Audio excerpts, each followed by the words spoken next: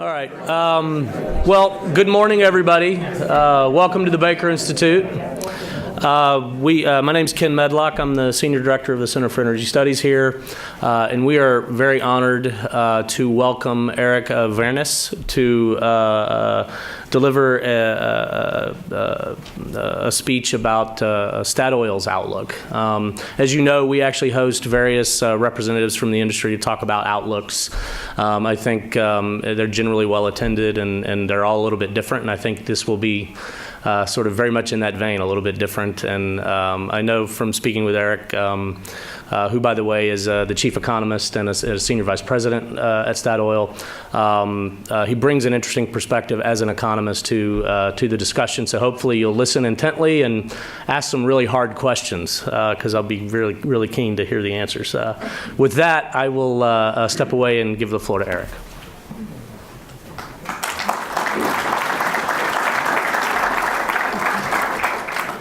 Thank you. Thanks for the kind introduction. Good morning, everyone. Absolutely fantastic to see all these people this early. It's very good. I'm on Norwegian time, so I'm in the afternoon. That should be okay. I'll present our 7th edition of Energy Perspectives. It's our 2017 version. This year, for the first time, we extend the horizon to 2050. We've had 2040 before, but we like to be ahead of the pack. So since ExxonMobil and IEA only goes to 2040 in their outlooks, then we decided to go to 2050 this time.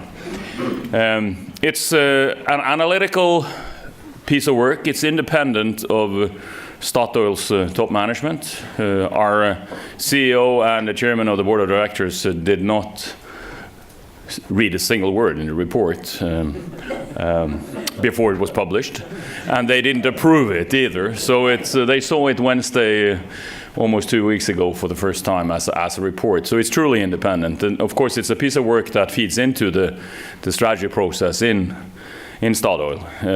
But our CEO and everybody else at the top management level have the complete freedom of choosing whichever analytical report they want to listen to. So I'm not presenting Statoil strategy. That's important. You might see the difference. In Norway and in Europe, it's not that easy to explain the difference for reasons of concerning energy and climate policy discussions at the moment. But it's truly independent. Of course, that gives me a bit of freedom, but it also gives our top executive a lot of freedom not to follow or listen to us. So what we're doing, as opposed to some of the others, is that we realize that looking up to 33 years into the future, the uncertainties are huge, and pretending to have any idea what's going on after 2030 is probably misleading. So as a consequence, what we do is, instead of then being precisely wrong, we hope to be vaguely right by presenting a set of scenarios that are really different. And when you there are some free seats in the middle here, people. But, you to speak first, and then in the questions you'll move it. Okay. But by having significantly different scenarios, of course, we span out an outcome space that towards the end, towards 2050, becomes really wide. And then we hope that the actual development might take place somewhere in that range. But that's a hope. We might actually be wrong on that as well. Let's see this one. So we have 3 different tales of the future towards 2050. There's 3 scenarios. There's a varying degree of interest among these scenarios, depending on who I'm talking to and who's listening. And that's so I'll check your question. What your questions will reveal which one you're most interested in at the end. We call them reform, renewal, and rivalry. The rivalry scenario is a very bad scenario in many dimensions. I'll come back to that. The renewal scenario, the light blue, keep that in mind. That's a scenario we should all hope for. Because what it does is it delivers the highest economic growth, and it delivers the lowest CO2 emissions, and it's actually consistent with the 2-degree target of global warming to 2050. But it's not a walk in the park, and it's not likely. It's realistic in the sense that we think it's possible. It's not utopia, but it's not realistic in the sense that it's very likely. The reform scenario, the dark blue, is a scenario that rests on the individual countries' pledges in the Paris Agreement being fulfilled for the next decade. So that actually policies move behind targets, that measures are put in place to actually move us towards those targets. Then gradually markets and technology takes over the driving seat in a sense, and policies play more of a supportive role. And that scenario delivers a significant change in the global energy mix, but is very far away from being consistent with global climate targets. The economic growth there is slightly less than in a renewal scenario as a total, higher in the beginning, lower at the end, but not by much. And then the rivalry scenario, that's a conflict scenario. That's a scenario that rests on politics not necessarily being determined by a common understanding of one single problem, which is the energy and climate policies, but it's policies determined by other things. And in that sense, we do not agree to go towards a common future in terms of climate targets. It's a scenario where we don't trust each other, where there's a lot of sanctions in place, so the economic development is also slower. Security of supply concerns are more important, so we have much more coal demand. And as a consequence, you get a combination which has much lower growth on average, but also much higher CO2 emissions. And in particular in different regions of the world, as for example in the Middle East, that scenario is a really bad place to be because of the high level of conflicts and the low level of economic development. The dimensions across which these scenarios differ are three. I've mentioned them already, but just keep that in mind. It's to what extent this is the policy-driven or market-driven scenario. You see that to the left. The renewal scenario is very much driven by policy. We do not believe it's possible to move the world towards those types of reductions in CO2 emissions without strong impact from policy.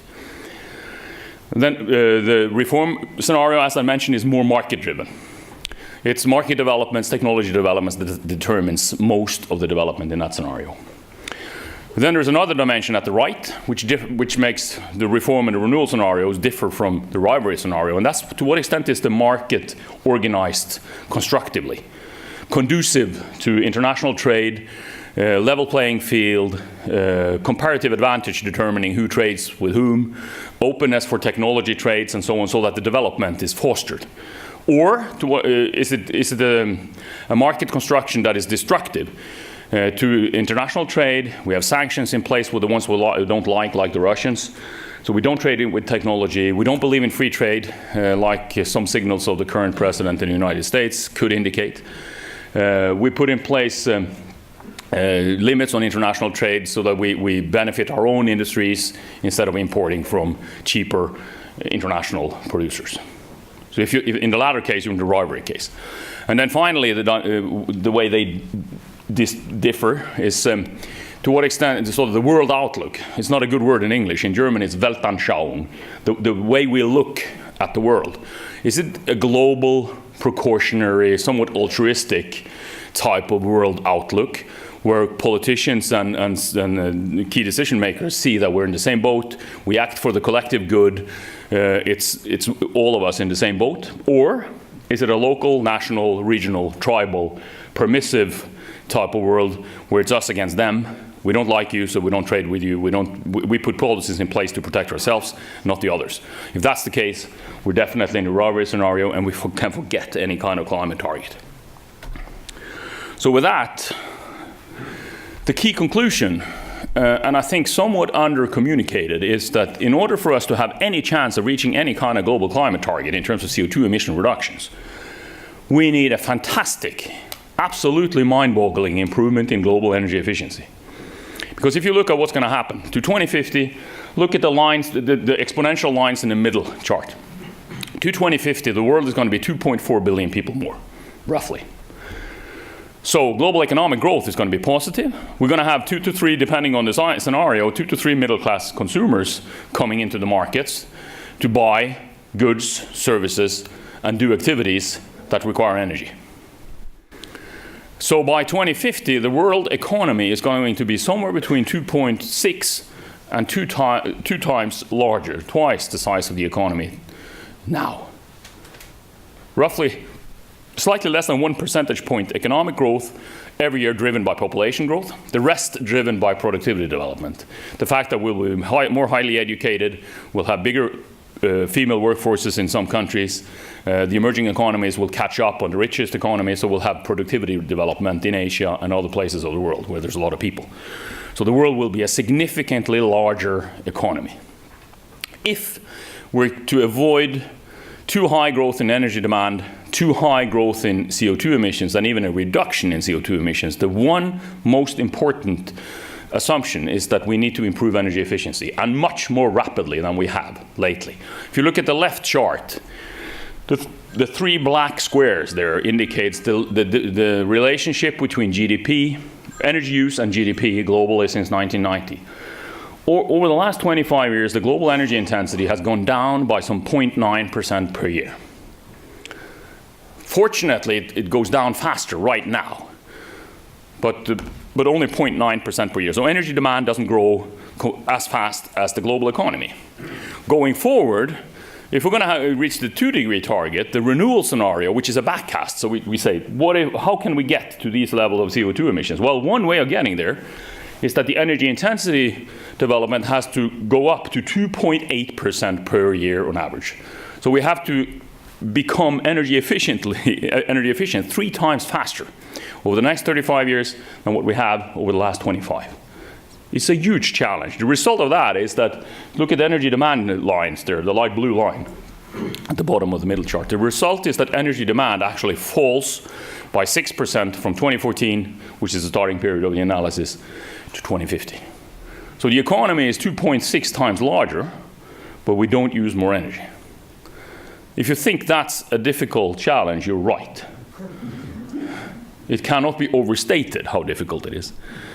But we think it's the one most realistic option to get there. If you think it's impossible, well, then we better have to put other things in place that actually move us in that direction in terms of lowering the CO2 emissions. The black circles in the right chart show how much would energy demand be in 2050 if we had the same development in energy intensity in the next 35 years as we've had over the last 25. In the renewal case, with 2.6% GDP growth on average, energy demand in 2050 will be more than twice what it is in this scenario if energy intensity improvement doesn't speed up. It's a huge challenge. We might have 3 times as many airplanes on Earth by 2050. If you take the development in number of Chinese traveling internationally over the last 15 years, it's 11 doubled. If you let that growth rate continue unabated to 2050, which we don't, but people, in particular in the renewable industry, have a tendency of extrapolating exponential growth curves forever, so we can do the same on the demand side. If you did that, you would have 23 billion movements of Chinese in and out of China by 2050. We don't think it's going to happen, but they might travel as much as we do by planes, right? And in order to go internationally from China, you basically have to fly. So it's going to be possibly 3 times as many aircraft on Earth. That's an underlying growth in energy demand is absolutely crazy. But the planes will probably, possibly, hopefully, be much more energy efficient so that they don't use that much more energy. But that's one example of what we have to deal with. The second key for sustainable development is that we have to speed up the change in the energy mix. In spite of the fantastic, very positive, incredibly promising development in the costs and capacity investments of renewable electricity, new renewable electricity, solar panels and windmills, the decarbonization of the global energy mix has not yet started. The result of, we have 200 times more solar panels now than we had in 2000. We have many more windmills, in particular in Texas and Denmark. The result of that is that pink sliver at the top of the 2014 column. So the amount of energy produced by solar panels and windmills and a little bit of geothermal is less than 2% of the overall energy demand in the world. That's the result of everything that we've seen over the last 15 years in terms of new renewable electricity. Fossil fuels are still more than 80% of the global energy mix. It was 88 in 1970, it's 81 now. The decarbonization of the global energy mix has not yet started, and it has to speed up in order for us to get the CO2 emissions down. And look at what it has to be at 2050 in the middle column, that's the renewal case. All the scenarios have a significant growth in renewable electricity. All the scenarios have a moderate or slowing down of oil, gas, and coal demand as a share of the mix. But look at the renewal scenario. 20% of global energy has to be delivered from solar panels and windmills. Coal demand has to go down from 30% to 10%. Two-thirds reduction. And the energy demand in that scenario is roughly equal to what it is today, slightly less. So it's also the absolute change in coal demand is absolutely mind-boggling. Have to get it down by two-thirds. The development we've seen in the United States over the last decade has to be increased and replicated, in particular in Asia. If not, if you think that's impossible, please bring up something that is more likely. I challenge everybody to come up with the good ideas. There's no silver bullet here. We probably have to do a lot of things, but energy efficiency, changing the energy mix. How can we change the energy mix? You can't tell it from being in Houston, I can tell you.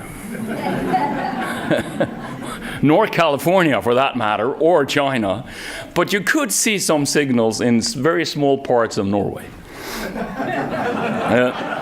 Where we are the only country in the world that can afford, you know how much subsidies we give to somebody who buys a Tesla? $50,000, $60,000. Because a comparable car costs $50,000, $60,000 more. Right? And then you don't pay VAT on your winter tires even. And you can drive in a bus lane. You can park for free, and you can charge it for free, and you can take it on a ferry almost for free. And you can even sneak in the ferry line together with the buses. No wonder we buy a lot of Teslas. No other country can afford to do that. But there are some signals out there that electric vehicles could become competitive with combustion engine vehicles within the next decade, without subsidies.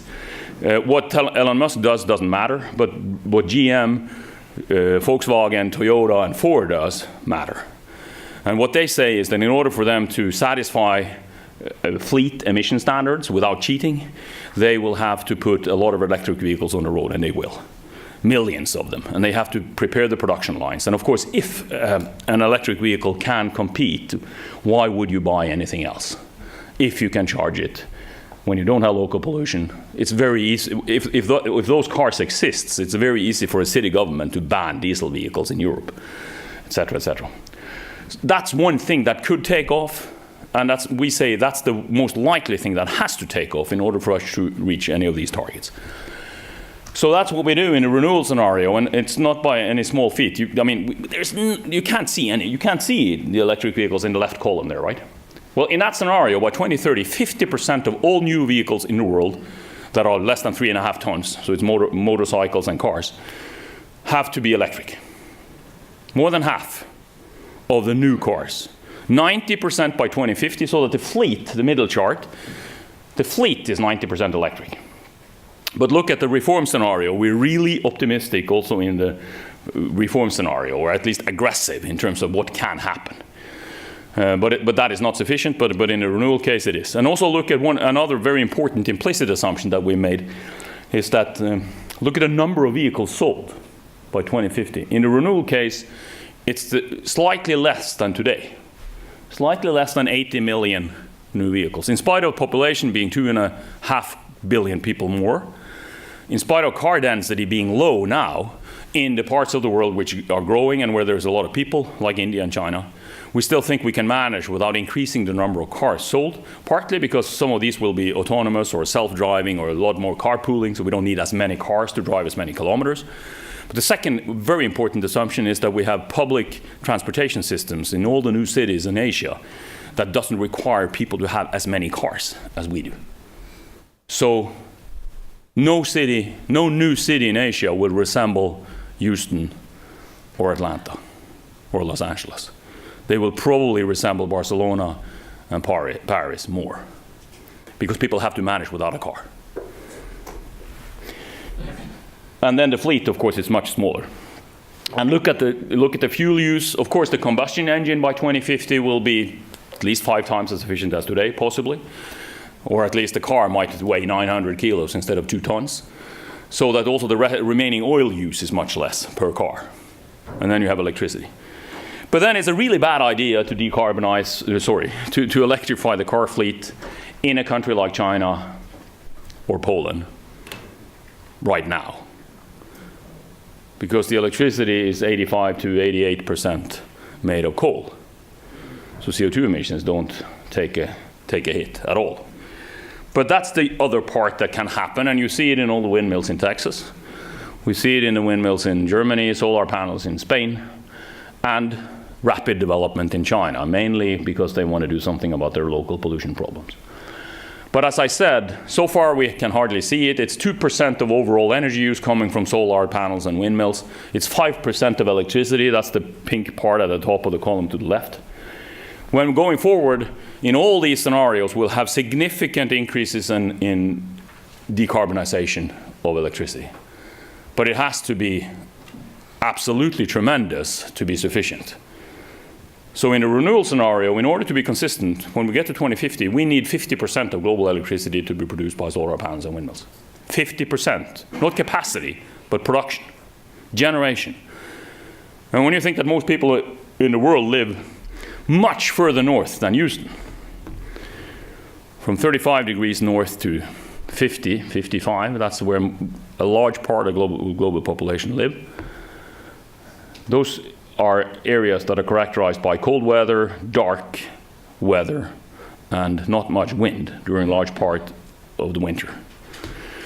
So how do we get to Easter and can still boil the egg on Easter morning? When you have 50% of electricity generated by solar panels and windmills, because we need a lot of batteries, and we need some backup, and we need some other stuff. And we need an organization of these electricity markets where we frankly do not see anywhere where that is taking place today. How do you incentivize somebody to build a solar park when the marginal cost of producing electricity is zero, and we generate, and your neighbor also has a solar park, so he generates a lot of electricity too, so the wholesale price of electricity might be zero or negative for long periods if we don't regulate those markets. No country has managed to do that yet. Where are all the batteries? Part of that is in the cars. If you have 90% of the car fleet being electric, they can serve as backup for part of this electricity generation as well, hopefully, unless they drive when we need to store the electricity. So we need a lot of other type of backup. It could happen. 60% of the electricity in the United States has to be, or close to 60, by solar panel and windmills. 50% globally, roughly 50% in China. It's an absolutely crazy change. But if it doesn't happen, then we're in the rivalry scenario maybe, which has a lot more coal. Look at how much coal we take out of the electricity mix in the world. That's China, Germany, a couple of other countries. Also, in the renewable debate, in particular in Europe, but I think here as well, it's, at least when you listen to the likes of Tony Seba and Elon Musk and Avery Lovins, it sounds like everything we do is electric, and it's just a matter of switching to something renewable. But the electricity share of the global economy is only 20%, 19. And it actually increases by 2 percentage points per decade. So by 2050, we have increased that to 30 by doubling the rate of electrification, but still 70% of the energy use is not electricity. It has to come from something else. So that's also an important reminder here, that not everything is electricity, not everything can become electricity, it has to be something else. The reason why we focus on electricity and on the cars is that the rest of the energy sector is more difficult to change, and it's growing. I've already mentioned the airplanes out of China. The left side of this chart is the rest of transportation, everything that is not light-duty vehicles. So that's aircraft, railroads, trucks, everything that is more than 3.5 tons. So that includes some pickup trucks that you or your neighbors might own, maybe. Shipping. That's a growing part of the transportation. It's roughly 25 million barrels a day, roughly 1/4 of oil demand on the left side. It's roughly the same as light-duty vehicles. When we have 2-3 billion new middle-class consumers, 2.4 billion people, we have a growing demand. Everybody wants to go to IKEA every Saturday, also in Asia, to buy goods. You've got to have a lot of trucking transport. And we travel. Then the demand for transport and goods and service and movement of things is going to increase. And we're able to do that by not increasing the oil use in the renewal scenario. In the other sectors, demand grows also because the efficiency improvement is not good enough. But in a renewal scenario, it's a fantastic performance to be able to deliver all that transport work without an increase in demand in total, and also with decreasing the oil demand.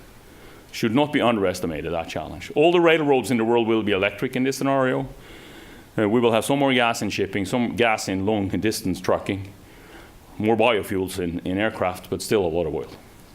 And then the rest is the rest of the energy sector, everything that is not electricity or transport.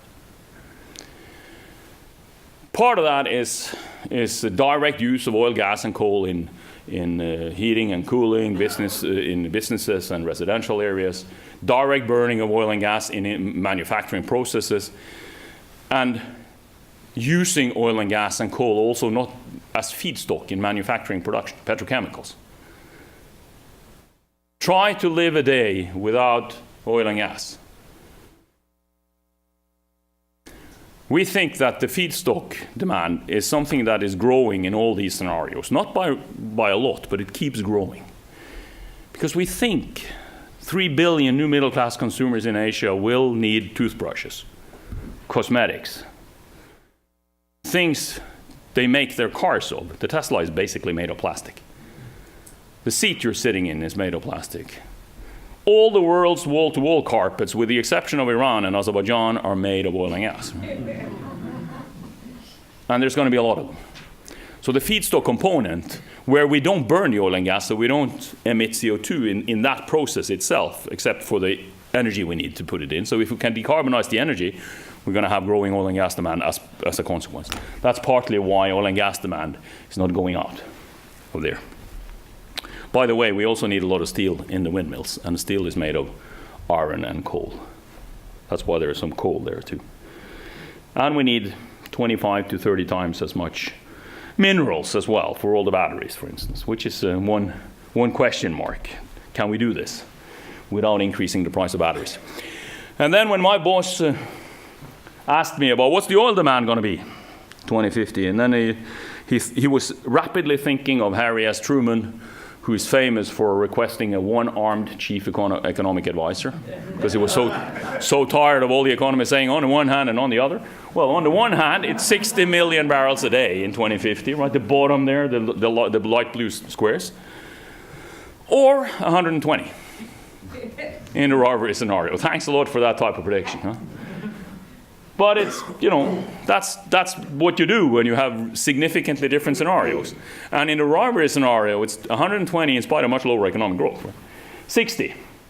Take a look at 60. That's what it is in a scenario where we're on our way to achieving global climate targets. And it's a huge challenge, but it could be 60 million barrels.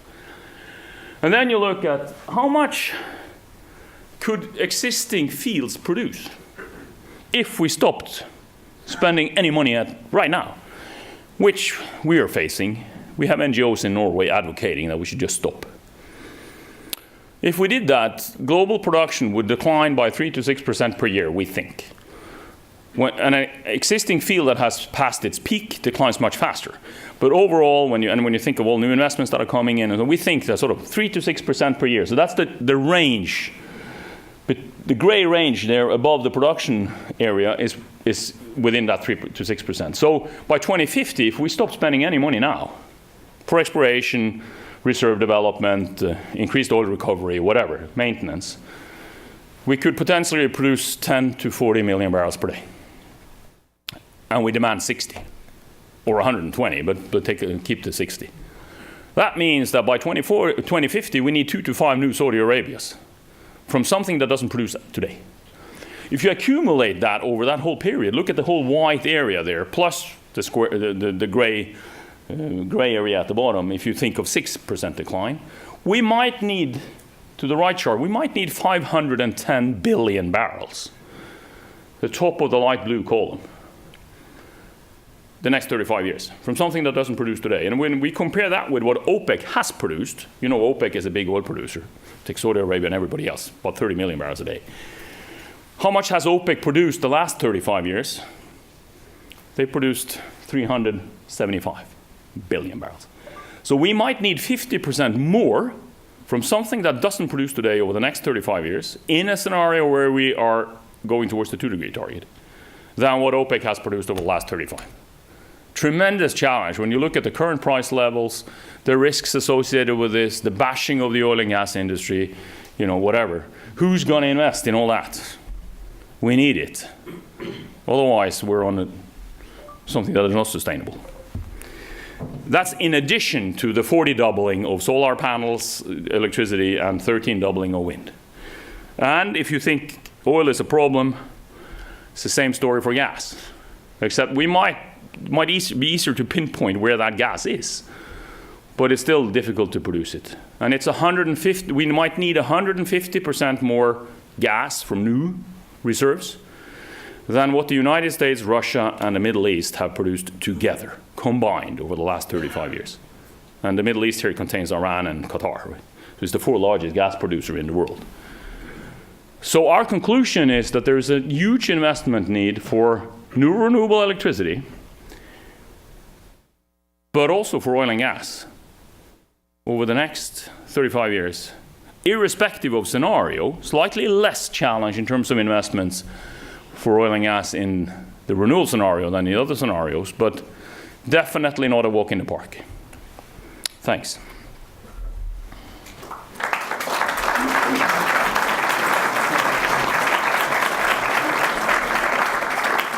So Eirik has agreed to take some questions from all of you, so hands in the air, please. Go ahead.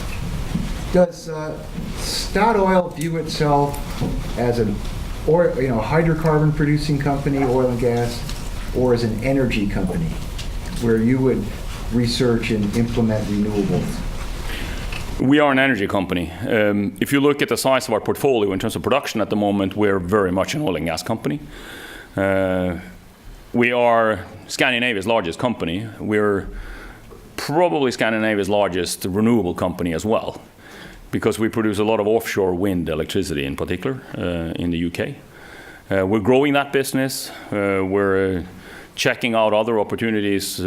When we sharpened our strategy this spring, we communicated also that we will move towards more low carbon. We'll strengthen our ambitions in terms of being carbon efficient, and also we think that 15 to 20% of our capex in 2030 might be in new energy solutions. That's renewables plus something else, if it's profitable. But that is a challenge. We have to make it profitable. We're also now in the process of hopefully putting in place a large offshore wind plant just east of Manhattan and south of Long Island, so as an example. You ready for a hard question? You ready for a hard question? Yeah. Hi, by the way, be nice. I know scenario planners don't like to put probabilities on things. What probabilities, if someone forced you to give them, would you assign to your 3 scenarios? Well, as you say, we don't do that. So I don't. Somebody held a gun to your head and had to come up with probabilities, roughly. What would you think? Well, if you look at each of the lines, each of the columns, each of the shares, none of these scenarios are very probable. But we like to think that, if we say that within that range I showed you, for instance, for oil demand, at least with 80 to 90% probability, we think it's going to be in there. And then it's more heavy towards the middle, less heavy towards the end. So if I did a sort of a weighted average here, I would assign more probability to the reform scenario, less to the rivalry, less to the renewal case. But what is important for an oil company is that we have to be robust towards all these. We have to be prepared to be surprised, right? So and if you look at the rivalry scenario resonates very well generally these days. In particular, I'll meet the Department of State, I think, tomorrow. They like to talk about the rivalry scenario. And if you look at that trajectory for 25 to 35 years, it's not very likely that either, that we're going to be in that type of conflict situation. So we might be there for 10 years and then something really changes and we might go towards a renewal scenario, whatever. So also these paths might change, and it might go the other way around as well. If we suddenly see that the renewal scenario is extremely tough, impossible, the sunspots suddenly change, so the world is cooling down, then, we might get a different political climate as well. Right here. Related to the rivalry that you're coming in, I've noticed that through your projections, rivalry seems most similar in terms of mix to current. So what that implies to me is maybe a lack of innovation. or there's been less change in things? What are your thoughts about that, or maybe assumptions about how innovation works in terms of changing things across your scenarios? Yeah, I think when we published last year's report, that was the 9th of June last year, we had a description in the rivalry scenario containing Brexit. And then 14 days later, we had Brexit. Right? So that rivalry scenario has become... On the political scene, there's a lot of signposts of rivalry. The new administration here, what it's doing now in terms of withdrawing from trade agreements, from climate agreements and all that stuff, we don't like Putin. We didn't a year back either. That's very well contained in a rivalry scenario. So on the political scene, rivalry resonates.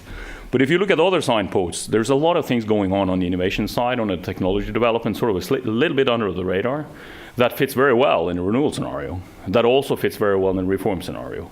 The actual development of CO2 emissions in the United States with the influx of gas and the outflux of coal is very much what has to happen, at least in a reform scenario.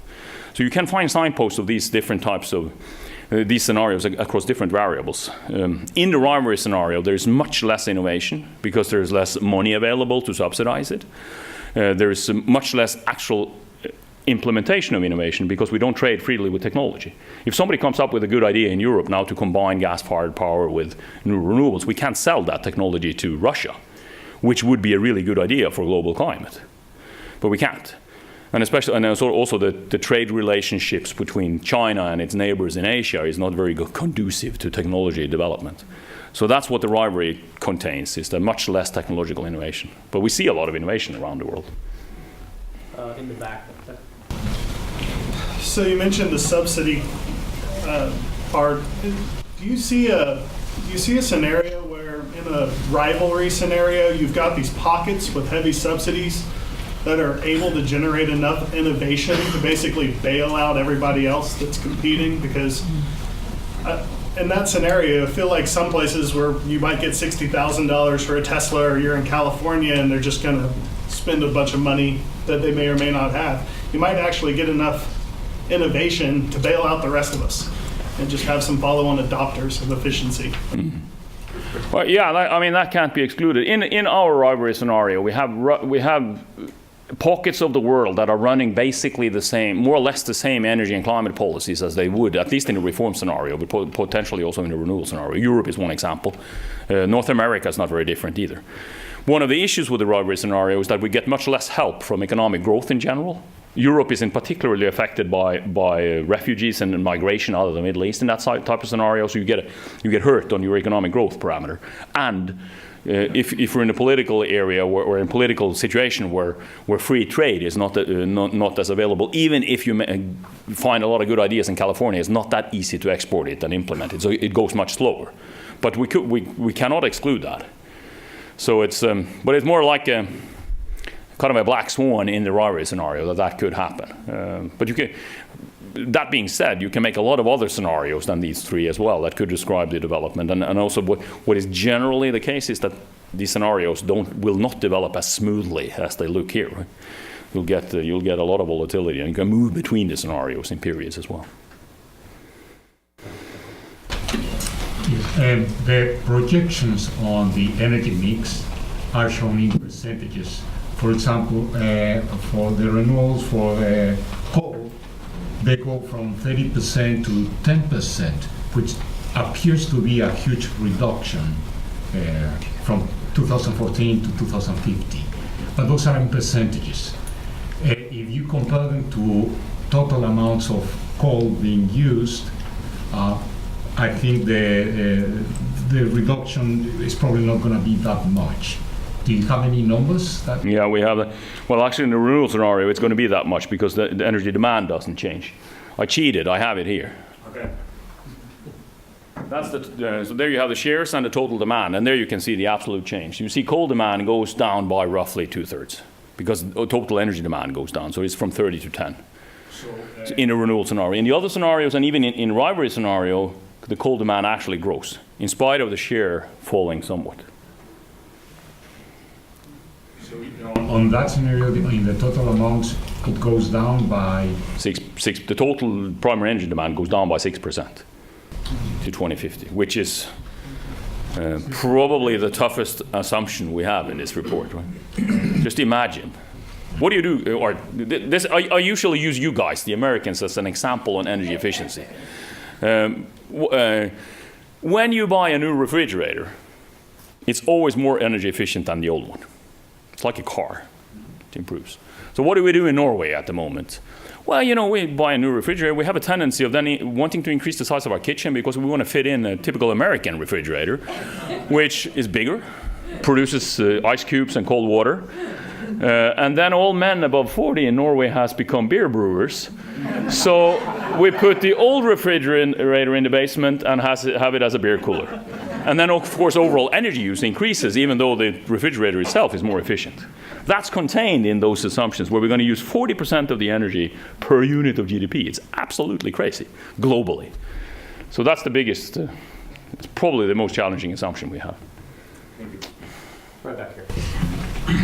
Fresh water is a scarce resource even today in many parts of the world. When you say increasing 2.4 billion people, that's going to be in the areas where water is scarce. I don't know how much energy is consumed today to produce water, but the only solution then would be desalination, and that's a major energy consumer. And I didn't see the effect of that element in your analysis. That's right. It's implicitly contained in the energy demand projections, in particular in the rivalry scenario, where we have water being one source of conflict. Last year we made a little, when we wrote it, we made sort of more room for that type of discussion. But yes, the availability of water, the availability of sufficient amounts of food, the necessity of transporting food to the parts of the world where there's lack of food and a lot of population growth. Africa will be twice as big by 2050 as it is today. Nigeria might be the third largest country, larger than the United States in terms of people. Could be that we have to wait another decade, but it's probably going to catch up with the US relatively soon after 2050. So, and the energy use associated with all that is just implicitly handled here, which is a weakness of the analysis. But it's also one reason why you can see many different kinds of conflict in a scenario like the rivalry scenario. Yes. Last year, Oklahoma had about 600 earthquakes due to fracking of oil wells. Is the oil industry taking responsibility for fixing the damage? I think so.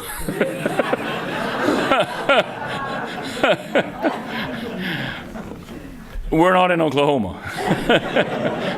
We're in the Bakken and in Texas, in Eagle Ford. But it's part of the license to operate for us, is that we have to handle all kinds of safety and security issues, whether it's pollution, whether it's the safety of our people, or it's the safety of the people around. So I would guess that that's a discussion going on at the moment. But I'm not an expert on earthquakes in Oklahoma. Yeah, if you assume a mid-range oil demand of 100 million barrels a day going forward, do you estimate the price required to support the new investment, or do you estimate the likely scenario at oil prices over that period? Yes. And we have to do that. I mean, of course, the basis for this work is, the reason we do this is that when my CEO asks us about what price can I use for the investment decisions, then we have to make these trajectories and we make prices.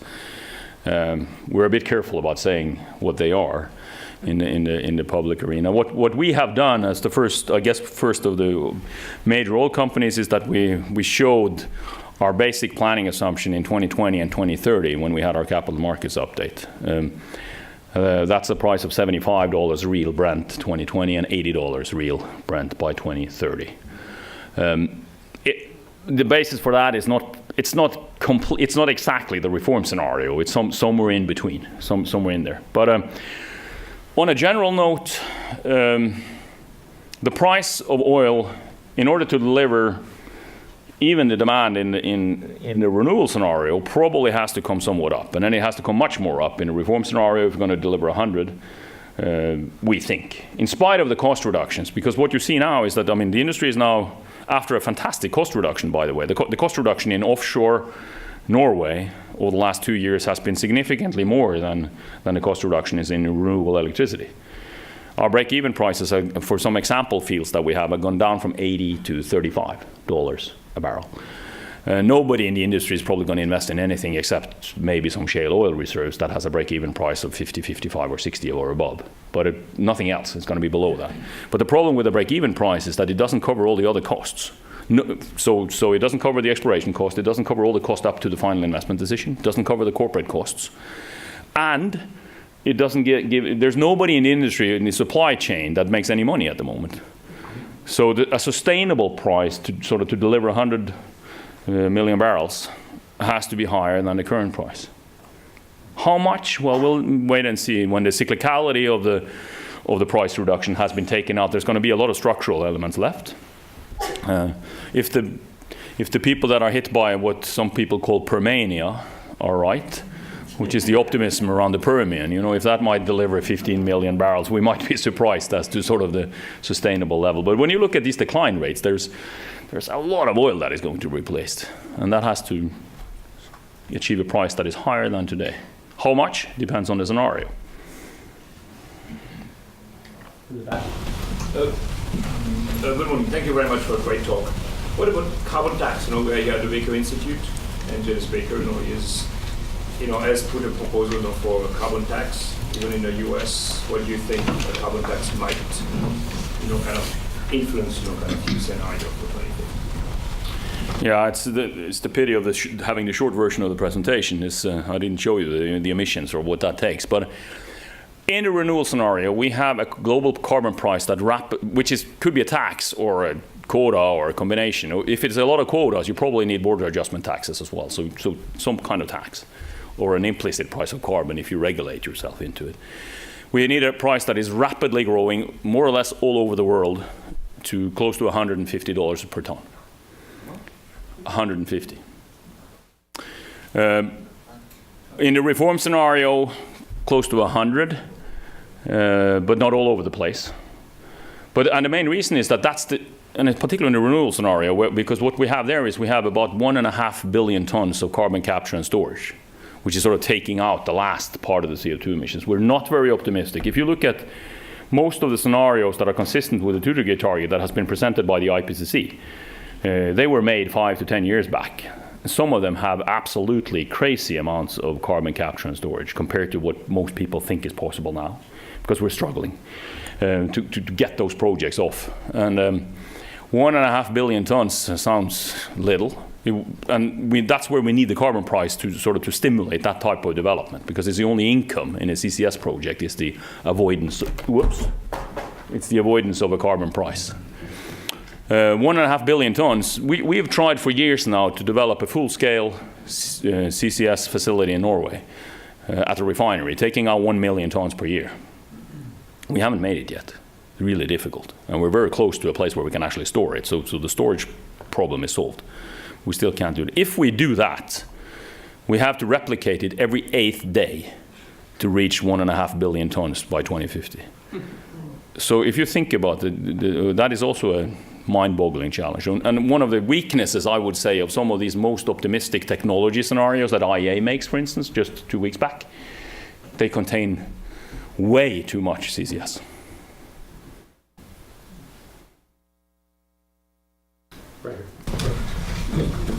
How did you handle emerging technologies? I work on offshore renewables that aren't wind, and some of them they're kind of where solar and wind were, say, in the 90s, and they're about to become technologically viable, in particular OTEC, which also helps with the desalination problems.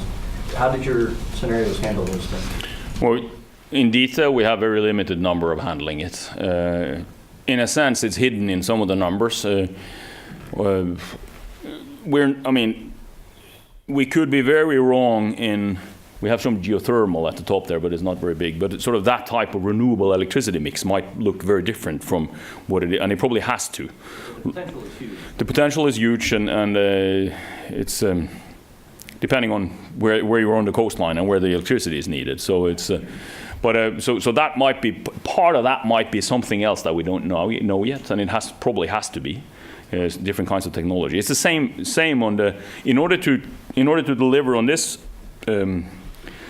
radical assumption. People ask me about, what have you assumed on smart grid management, smart demand management, digitalization, the impact of all that, both on productivity and, well, if we're going to use 40% of the energy compared to what we do today per dollar of GDP, then everything we can think of in terms of digitalization and smart demand management, all that stuff is in that number.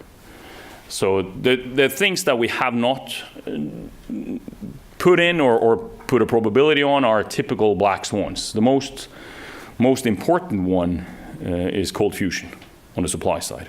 That's always been, when I was 10 years old, it was 40 years ahead of us, and it probably is now. If it happens, it's going to change everything we're talking about here.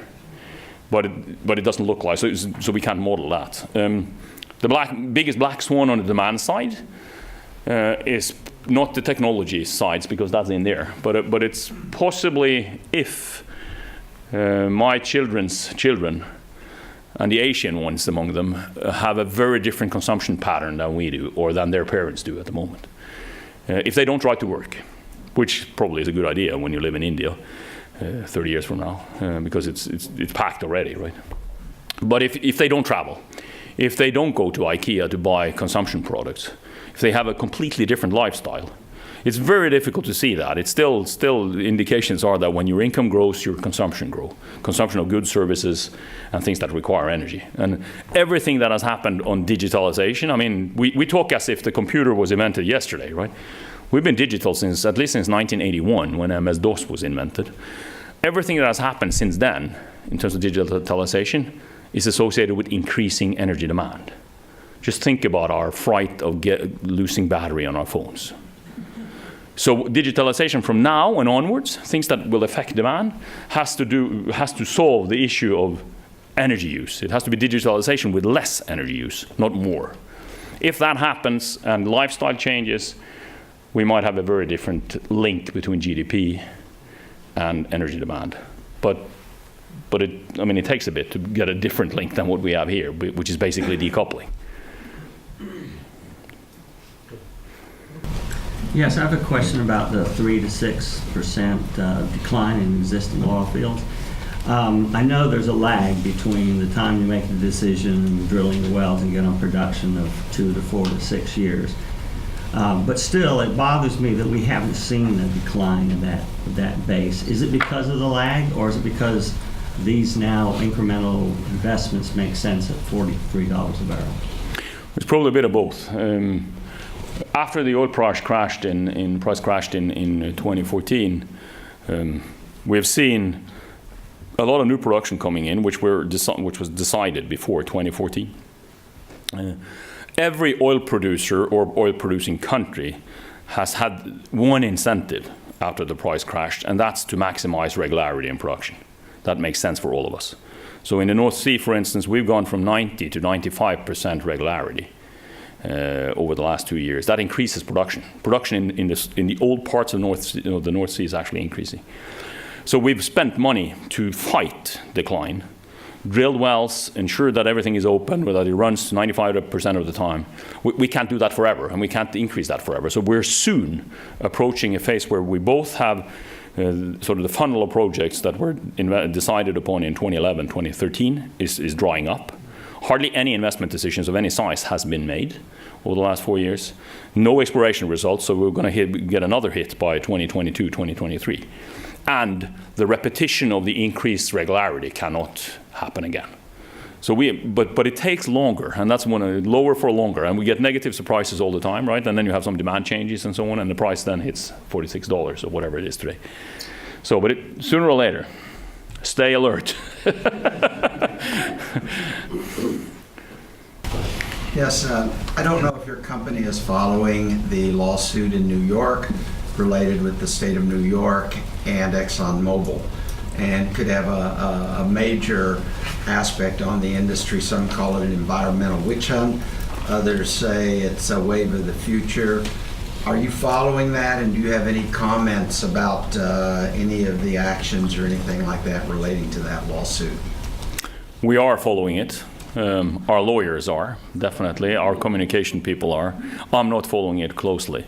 And I don't know the actions and so on, but It sounds a bit strange to me, part of it. And being a representative of an oil company that is owned 70% by a country whose prime minister started talking about climate change 20 years ago. There's something about it. We've had it in the vocabulary for very long. So there's enough information in the populace about what we're doing. But yeah, misinformation is always difficult to judge. But it's we have to. What I try to. We have a lot of debate in Norway on the sort of the supply side of the energy transition, and I try to remind everybody that this is a demand side issue. This is about us as consumers changing the way we use energy. That's what's going to solve these problems. And then we've had a CO2 price in Norway of in the range of 300 to 500 kroner, so $30 to $50 a ton since 1991. All European consumers of gasoline are facing taxes, paying for carbon. So it's been in the open discussions for decades, at least in parts of the world. So, and the uncertainty about climate science is still out there, right? So what's right and what's wrong and what's the link and all that stuff? Well, that changes from every IPCC report to the next one. So there's a lot of uncertainty. So how the lawyers are going to deal with that, I don't know. But they're lawyers, so they know how to do that. Yeah, in the Paris Accord, countries like China and India have low thresholds for CO2 emissions over at least through 2030. Maybe Indonesia as well. And these are countries that have growing economies. I'm interested in how you handled, under your renewable scenario, how much they invested in renewables and how much they achieved in your prediction, and whether or not they contain transfer payments from other countries to help them achieve those goals. Yeah, we have the renewal scenario is in a sense a bold hope, if you like, that once the governments of the world meet to check how it's going with the Paris agreements, and then they rapidly change policies, stop talking about targets and start implementing measures. Because that's one of the problems with the Paris Agreement, is that it's only a set of targets, and targets don't make a difference. It's the measures that make a difference, and we've hardly seen any change yet. So what the renewal scenario contains is really crazy assumptions about global policies changing, including in those countries. As a result, when we get to 2050, I actually have it here as a backup. 60% reduction in the Chinese CO2 emissions. They're 4 times as high now as they were in 1990. The country grows by 4% per year. And the most crazy thing here probably is that India, in spite of being almost 8 times as large in economic terms by 2050, is able to reduce its emissions by the 2040s so that it gets below today's levels. That's what has, and if you think that's impossible, the US emissions are reduced by 80% here, by the way. But if you think it's impossible, then we have to figure out something else. Where we're not explicit, but where we are thinking, is that in order to achieve that, in order to have everybody tag along, that type of political kumbaya world that renewal is, these mechanisms for burden sharing is something that we really have to think about and probably implement, where the rich countries have to pay for some of the changes that are happening in the other countries, but at our benefit. We are the ones, among the ones, that benefit from global climate change not happening, and we probably have to pay them. And these funding mechanisms that were part of the Paris Agreement is just probably a small start of what is necessary. But it's not something we don't have. We don't have the sources of revenue moving in our models, but that's something. And also, what we see in Europe is a lot of discussion on very expensive climate measures taking place in Europe, with hardly any impact, to be honest. What we rather should do is spend money at something that is much cheaper with much more impact on global CO2 emissions, like spending more money on avoiding deforestation in the tropics, where some countries are spending, but we should do much more because it's much cheaper than doing something else here. So that type of burden sharing, actually paying for solutions that have, where you get more bang for the buck at our real benefit, it has to be part of that renewal scenario. Otherwise, it's going to be very, very difficult. China 2016 was double on renewable energy in comparison to the US. I'm talking about the investment. Yeah, the investments in 2016 in renewable electricity much higher in China than anywhere else. So and part of that is of course driven by the need to reduce local pollution. I have a quick question only on the GDP pool. Did you deal with the developing countries and developed countries separately? In GDP growth? Yeah, GDP growth, because GDP growth, for example, 2016 was a discrepancy, but basically developing country was below than expectation. Yeah. No, what we do here is, I mean, the model here is set up to, we handle all the countries, but we group them in regions like the IEA does. And then what we do for the medium term, short to medium term, is more of a normal demand side business cycle type of evaluation of GDP growth. When you look a little bit further ahead, it's a supply side evaluation, and then that's one of the reasons why India is expected to grow by 7.7% per year. Because of the problem. So we look at all the factors driving growth in these key regions, and as a consequence, of course, the emerging economies grow much faster than the rest of us, and they catch up. One last question. Here. I saw a very interesting TV show produced by Norway on Netflix recently called Occupied. Yeah, exactly. Yeah. The Prime Minister's office is in our office in Statoil, by the way, in Oslo. Okay. Well, the reason I bring it up is, for those of you who haven't seen it, one of the primary plot elements is building a big thorium-based nuclear reactor that causes lots of problems, of course, in terms of disruption. But thorium-based reactors really aren't that much of a fantasy, and I was wondering if you had factored that in, because I see the contribution of nuclear in your models really doesn't go anywhere up to 2050. Yeah, well, yeah, no, part of the story was also that we stopped oil production, and that's why Russia and Europe invaded us, to make sure that we continued to produce.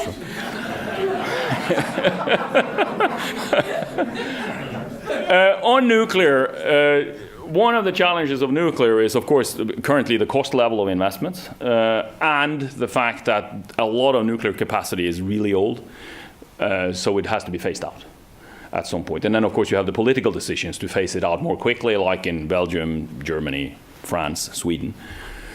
So just to replace and keep the nuclear production going is a significant endeavor globally. In the renewal scenario, you notice that there we are relatively optimistic, if you like, on behalf of nuclear. And one of the reasons is that we see a necessity of building a lot of nuclear capacity in emerging economies who want to get out of fossil fuels in their electricity generation, because renewables cannot deliver all of it. So that's why we have a lot of nuclear capacity growing in China, we have a lot in the Middle East, and we have some in India.